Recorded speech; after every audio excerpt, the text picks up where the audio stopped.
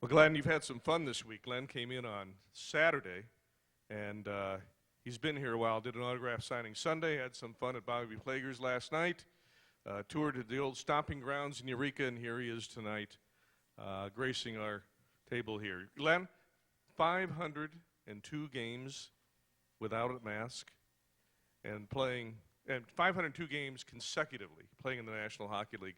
Impossible to do today.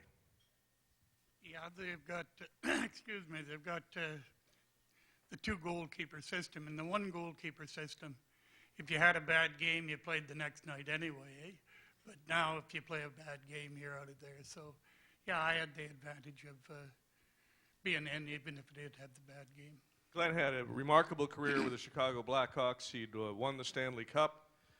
You were ready to retire, and suddenly the league expands. St. Louis is an expansion team. But you had retired, so how did you get to St. Louis? I don't know. I'll tell you, the first time I was offered a raise, and I thought, well, boy, this is okay if you're offered a raise. And it was also, one club didn't want me, and obviously another club did. And I thought, well, let's give it a try and see if I can play. I knew I could play. I just found it difficult preparing myself to get to a level that I wanted to play at. Well, the Blues came out of the gate, and of course, you went to the Stanley Cup Finals the very first season. You credit your defenseman a great deal, and you talked about the fact that a goaltender really kind of controls that play. You are the quarterback. Yeah, I always found it difficult playing with defensemen that I didn't know. And but these guys that become easy, like I say with Pick and Bobby, that they certainly cleared the net out in front. And Bark and Al Arbor, they were great. Al Arbor, nobody blocked shots better than Al, but probably Bobby would argue that point. He usually does. Yeah. Well, they all want to know the answer to one question for sure, the indigestion problem that you seem to have, not enough Alka-Seltzer every night or Pepto-Bismol. Did you really throw up before every game?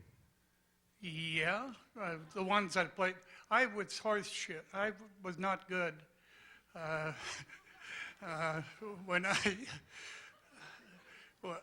didn't. Like I say, I put pressure on myself. I think pressure is the greatest thing there is for an athlete. You put pressure on yourself and you push yourself to another level. Playing well is not an accident. You have to prepare, you have to, and this was one of my ways of preparing, yeah. But Glenn, you threw up before an old-timers game. Yeah, I'm not comfortable here. I could just give you A demonstration. Bob Cost is going to the back of the room. no. Bring the bucket. Well, tell us just about those 3 years in St. Louis, in the Solomons. You lose the Stanley Cup 3 times. You never win a game, but all season long, this team fought hard, got us to those Stanley Cups, established the St. Louis Blues, and you won the MVP of the Stanley Cup Finals, and you lost 4 straight games. Yeah, but we made the other team sweat, and they didn't want to sweat. They thought it was going to be really, really easy, and we played really well. But conditions were so good here. Like we had the Solomons, who were the owners of the team, and then we had Lynn Patrick, the general manager, and he couldn't have been better. And Scotty, who I should be standing up and saluting. He was such a great coach, and pushed you to the level that you should be pushed. One Scotty Bowman story. Bobby's the guy Bobby Plager's the guy that's got,